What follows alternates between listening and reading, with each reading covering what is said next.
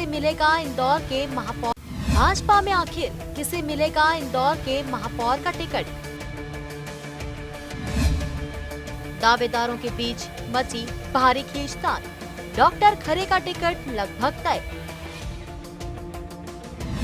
विधायक रमेश मेंदोला बैकफुट पर। कमलनाथ के फरमान के बाद कांग्रेस में भारी उठापटक। कई नेताओं के मंसूबों पर पानी फिरा।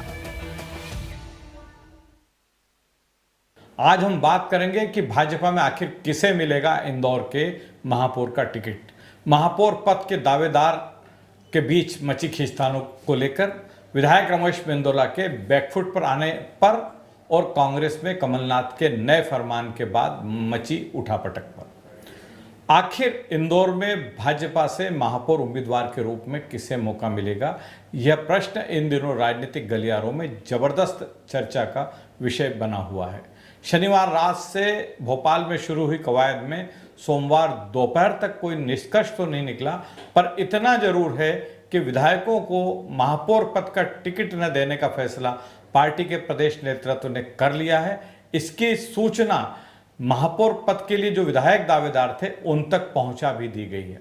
इस फैसले के चलते इंदौर से विधायक रमेश मेंदोला, जो कि महापौर पद के सबसे मजबूत दावेदार माने जा रहे हैं, और भाजपा में कृष्णा गौर, जो कि महापौर पद की दौड़ से लगभग दोनों उम्मीदवार ये बाहर हो चुके हैं। खबर यह है कि भारतीय जनता पार्टी इंदौर, ग्वालियर, जबलपुर, सागर और भोपाल को छोड़कर बाकी 11 नगर निगमों के लिए अपने महापौर पद के उम्मीदवार तय कर चुकी है और इनकी घोषणा आज रात को होने की संभावना है। आज दोपहर बाद जो खबरें छनकर सामने आ रही है उससे संकेत तो यही मिल रहा है कि इंदौर से भाजपा के टिकट का फैसला डॉक्टर निशांत खरे और अपर महाधिवक्ता पुष्यमित्र भार्गव के बीच होता नजर आ रहा है और फिलहाल दौड़ में डॉक्टर खरे आगे चल रहे हैं। इसका कारण मुख्यमंत्री का उनके पक्ष में मजबूती से खड़े होना है।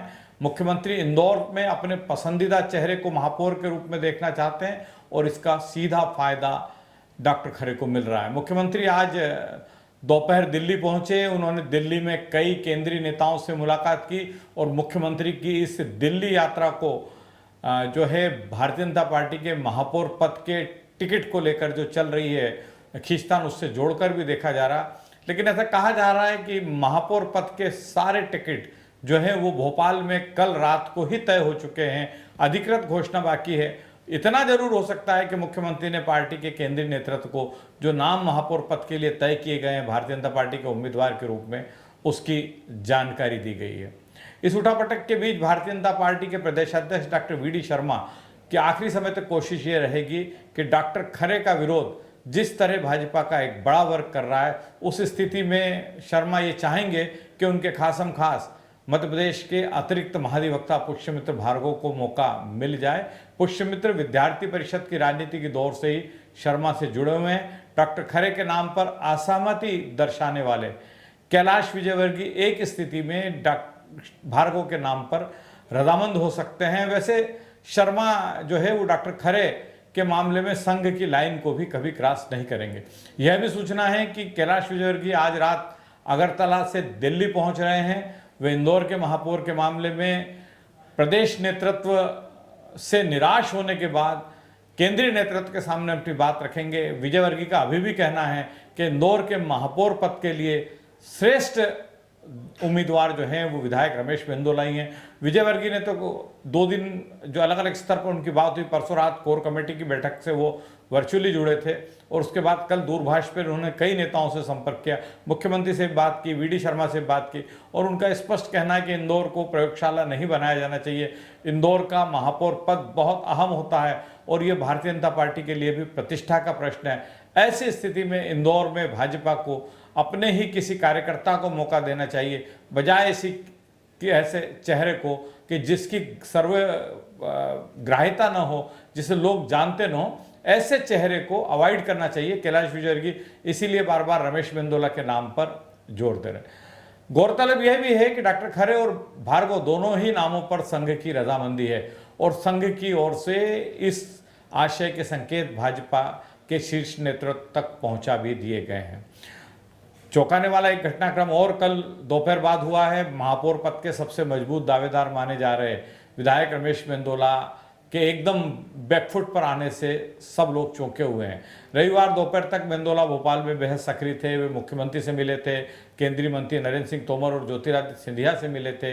भारतीय जनता पार्टी के प्रदेशाध्यक्ष वी डी शर्मा के सामने उन्होंने बात अपनी रखी थी और मुख्यमंत्री और प्रदेशाध्यक्ष से मुलाकात के बाद मेंदोला को यह स्पष्ट हो गया था कि पार्टी विधायकों को मैदान में नहीं लाना चाहती है।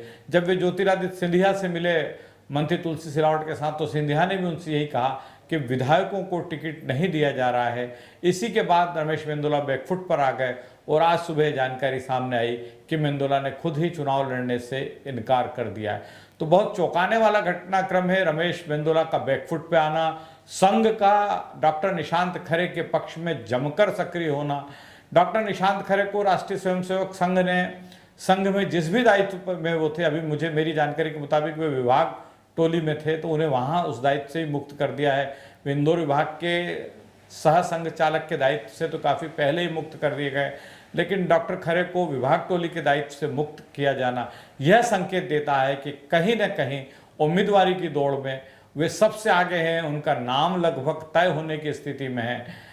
इसी बीच यह खबर भी आ रही है कि भारतीय जनता पार्टी के कई स्थानीय नेताओं ने पार्टी के प्रदेश नेतृत्व से यह आग्रह किया है कि आप किसी स्थानीय कार्यकर्ता को मौका दें, क्योंकि संजय शुक्ला जो कांग्रेस के उम्मीदवार हैं, उनकी लोकप्रियता बहुत ज़्यादा है, उनका नेटवर्क बहुत मजबूत है और ऐसी स्थिति में उन्हें भारतीय जनता पार्टी का कोई ऐसा नेता ही चुनौती दे सकता है जिसका मजबूत नेटवर्क हो, जो संघ में और भारतीय जनता पार्टी में दोनों में स्वीकार्य हो, जिसके लिए भारतीय जनता पार्टी के कार्यकर्ता तन मन धन से काम कर सकें। क्योंकि अभी डॉक्टर खरे को लेकर एक बात ये जरूर सामने आ रही है कि उनके पास कहीं ना कहीं पहचान का अभाव है उनके साथ। इसका नुकसान भारतीय जनता पार्टी को उठाना पड़ेगा। एक जानकारी यह भी सामने आ रही है कि मुख्यमंत्री शिवराज सिंह चौहान ने संघ के जितने शीर्ष पदाधिकारी हैं, इंदौर विभाग के, इंदौर प्रांत के और क्षेत्रीय विभाग के, उन सब से इस बात पर ठोस आश्वासन लिया है कि यदि डॉक्टर खरे को उम्मीदवार बनाया जाता है तो उनकी जीत के लिए संघ पूरी तरह से मैदान संभालेगा, रणनीतिकार की भूमिका में संघ रहेगा और जीत सुनिश्चित हो हर हालत में डॉक्टर खरे की। इसके लिए संघ को जी तोड़ मेहनत करना पड़ेगी। संघ के शीर्ष नेतृत्व ने इसके लिए सहमति भी दी है। तो अब देखते हैं फैसला कब होता है। आज रात तक इंदौर के महापौर पद का फैसला होने की संभावना है कि किसके पक्ष में ऊंट करवट बैठता है। हालांकि भारतीय जनता पार्टी ने मध्य प्रदेश में 16 में से 11 नगर निगमों के लिए महापौर पद के प्रत्याशी तय कर लिए हैं। जैसा मैंने आपसे कहा कि सबसे ज़्यादा विवाद भोपाल को लेकर है, उसके बाद इंदौर, ग्वालियर, जबलपुर और सागर को लेकर भी भारी उठापटक है। सागर के मामले में और जबलपुर, ग्वालियर के मामले में ज्योतिरादित्य सिंधिया अपने समर्थकों को मौका देने के लिए अड़े हुए हैं। सागर में वे नेवी जैन की पत्नी को मौका दिलवाना चाहते हैं। ग्वालियर के मामले में उनका कहना है कि पूर्व महापौर समीक्षा गुप्ता को मौका दिया जाना चाहिए। ग्वालियर के मुद्दे पे कहीं न कहीं ज्योतिरादित्य सिंधिया और नरेंद्र सिंह तोमर के बीच में भी मत भिन्नता की बात सामने आ रही है। ग्वालियर के बाद जबलपुर के दावेदारों को लेकर भी अलग अलग राय है। जितेंद्र जामदार मुख्यमंत्री के बहुत प्रिय पात्र हैं, मुख्यमंत्री उन्हें मौका दिलाना चाहते हैं, जबकि वहाँ के सांसद और भारतीय जनता पार्टी के पूर्व प्रदेश अध्यक्ष राकेश सिंह की राय इससे अलग है। तो बड़ी उठापटक है 5 नगर निगमों को लेकर, खासकर इंदौर, ग्वालियर, जबलपुर, भोपाल और सागर को लेकर, और मुझे लगता है कि इनका फैसला होने में कुछ समय भी लग सकता है। अब बात कांग्रेस की। कांग्रेस में कमलनाथ के उस फरमान के बाद खलबली मच गई है, जिसमें उन्होंने यह स्पष्ट कर दिया है कि जो व्यक्ति जिस वार्ड में रहता है और जहां का मतदाता है वह वहीं से चुनाव लड़ पाएगा। इस फरमान ने फिलहाल तो इंदौर में कांग्रेस के कई दावेदारों के समीकरण बिगाड़ दिए हैं। रविवार दोपहर जारी इस फरमान के बाद देर रात तक यही मुद्दा कांग्रेस कार्यकर्ताओं के बीच में चर्चा का विषय बना रहा और कई दावेदार हताश भी दिखे। इंदौर में कांग्रेस के दिग्गज नेता छोटे यादव, अरविंद बागड़ी, चिंटू चोकसे, राजू भदौरिया के साथ ही नीतू शर्मा, अर्चना राठौर, शिवम के यादव, विनोद चोकसे, शैलेश गर्ग, अन्नू पटेल, सचिन सिलावट और महावीर जैन जैसे मजबूत दावेदार इस फैसले से प्रभावित होते नजर आ रहे हैं। कांग्रेस के मैदानी कार्यकर्ता हालांकि इस फैसले से खुश हैं। उनका कहना है कि इस फैसले से वार्ड में राजनीति जो लोग करते हैं, वार्ड स्तर पर मेहनत करने वाले कार्यकर्ताओं को मजबूती मिलेगी। वहीं कांग्रेस नेताओं के एक वर्ग का मानना है कि ये फैसला बहुत लेट लिया गया है और आज की स्थिति में इससे पार्टी को नुकसान उठाना पड़ेगा। उनका कहना है कि वार्डों में आरक्षण के समीकरण गड़बड़ाने के बाद कई दावेदारों ने अपनी मजबूत दावेदारी के दम पर नज़दीक के वार्ड में या किसी दूसरे वार्ड में तैयारी शुरू कर दी थी, और अब ये जो फैसला है प्रदेश कांग्रेस का, ये बहुत नुकसानदायक रहेगा और इसका नुकसान कांग्रेस के महापौर पद के उम्मीदवार संजय शुक्ला को भी उठाना पड़ेगा। यह भी कहा जा रहा है कि पार्टी के स्थानीय नेता इस मुद्दे पर 15 तारीख को जब कमलनाथ आ रहे हैं, 15 जून को कमलनाथ इंदौर में, तब उनसे मिलेंगे और अपना पक्ष रखेंगे, क्योंकि कई वार्ड ऐसे हैं कांग्रेस के जहां यदि अभी जो दावेदार हैं जिनके बारे में कहा जा रहा है कि वे दूसरे वार्डों से आए थे, यदि वे दावेदारी से वंचित कर दिए गए तो कांग्रेस के सामने बहुत परेशानी की स्थिति बनेगी। लेकिन तो भी कांग्रेस का जो मैदानी कार्यकर्ता है, जो वार्ड स्तर का कार्यकर्ता है, जो बूथ पे मेहनत करने वाला कार्यकर्ता है, वो इस फैसले से खुश है। पार्टी के बड़े नेता जरूर दुखी हो सकते हैं, वे दावेदार जरूर दुखी हो सकते हैं जो मंसूबे पाल कर बैठे थे कि उनका टिकट तो तय है। संभावना ये भी जताई जा रही है कि प्रदेश नेतृत्व कोई बीच का रास्ता निकाल लेगा और उसी रास्ते पर चलकर जो प्रभावित होने वाले नेता वो कहीं ना कहीं एडजस्ट कर लिए जाएंगे। नगर निगम के अलावा नगर परिषद के मामले में भी इन फैसलों को कांग्रेस के लिए फायदेमंद नहीं माना जा रहा है। कांग्रेस के जो ग्रामीण क्षेत्र के विधायक हैं वे भी कमलनाथ से संपर्क कर रहे हैं। वे कमलनाथ से कह रहे हैं कि आप इस फैसले को भी स्थगित कीजिए, क्योंकि इससे नुकसान उठाना पड़ेगा। ग्रामीण क्षेत्र में शहरों से भी खराब हालत है, वहाँ कई जगह जो वार्डों में प्रत्याशी चुनाव लड़ रहे हैं उनका उस वार्ड से कोई सरोकार नहीं है, न वे वहाँ के मतदाता हैं न वो वहाँ के बाशिंदे हैं। संभावना ये जताई जा रही है कि इंदौर में कांग्रेस के 60 से ज़्यादा टिकट 15 जून की कमलनाथ की यात्रा के बाद घोषित कर दिए जाएंगे। ऐसा एक सोची समझी रणनीति के तहत हो रहा है।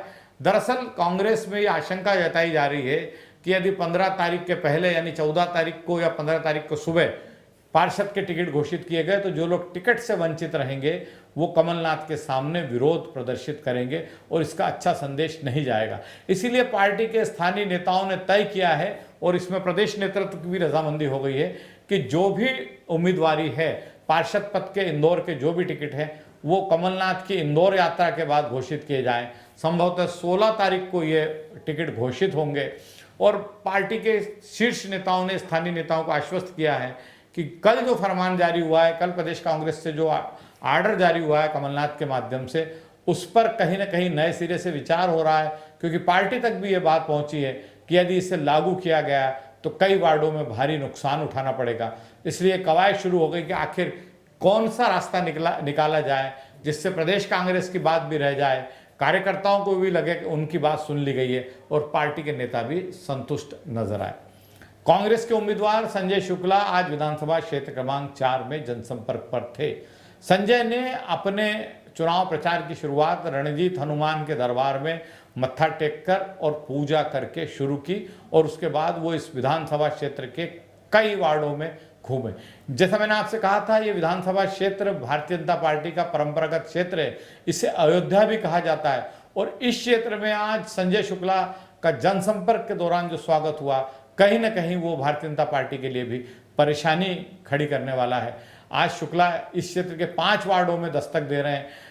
कल रात को विधानसभा क्षेत्र क्रमांक 2 में उनका जनसंपर्क तय समय से काफी देर तक चला और उसका कारण उन्होंने बताया कि बड़ी संख्या में कार्यकर्ता उनसे मिलना चाहते थे, उन्हें अपने घर ले जाना चाहते थे, उन्हें अपने व्यावसायिक प्रतिष्ठान पर ले जाना चाहते थे। इसके कारण ये स्थिति निर्मित हुई है। आज भी क्षेत्र क्रमांक 4 में संजय शुक्ला के जनसंपर्क के दौरान कांग्रेस के तमाम वरिष्ठ नेता तो मौजूद थे ही, लेकिन स्थानीय रहवासियों की भी बड़ी भागीदारी रही जनसंपर्क में और हर व्यक्ति उनसे मिलना चाहता था, उन्हें अपने घर ले जाना चाहता था, उन्हें अपने व्यावसायिक प्रतिष्ठान में ले जाना चाहता था। तो फिलहाल जब तक भारतीय जनता पार्टी का उम्मीदवार घोषित नहीं हो रहा है तब तक कांग्रेस आज शाम तक 15 वार्डों का जनसंपर्क कांग्रेस के उम्मीदवार कर चुके होंगे। कल उनका जनसंपर्क फिर 5 वार्ड में होगा।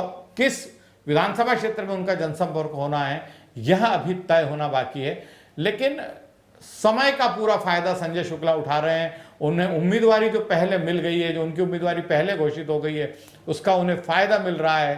भारतीय जनता पार्टी के नेता भी ये मान रहे हैं कि यदि उम्मीदवार की घोषणा में विलंब हो रहा है तो इसका नुकसान कहीं ना कहीं हमारे उम्मीदवार को उठाना पड़ेगा। लेकिन उन्हें अपने संगठन पर और राष्ट्रीय स्वयंसेवक संघ पर पूरा भरोसा है कि इन दोनों के बूते पर उम्मीदवार कोई भी घोषित हो, कब भी घोषित हो, लेकिन हम मैदान संभाल लेंगे और जनता तक अपनी बात पहुंचाने में सफल रहेंगे। आज बस इतना ही, कल फिर मिलेंगे नई जानकारी, नई सूचनाओं और नए मुद्दों के साथ। नमस्कार।